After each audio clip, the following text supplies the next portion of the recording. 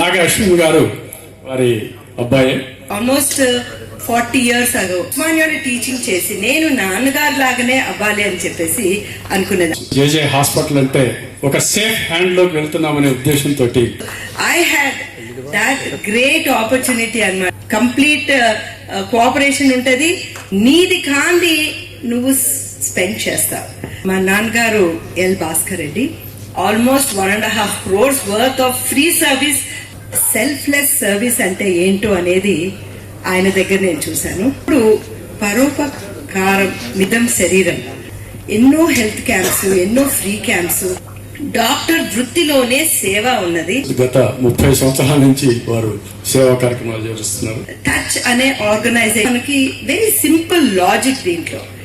Slowly it started accumulating to 10 lakhs, 15 lakhs, 17 lakhs like that. And మేము జేజే hospital ద్వారా చేయగలిగాము. The way to go. నా life లో నేను నేర్చుకునింది ఒక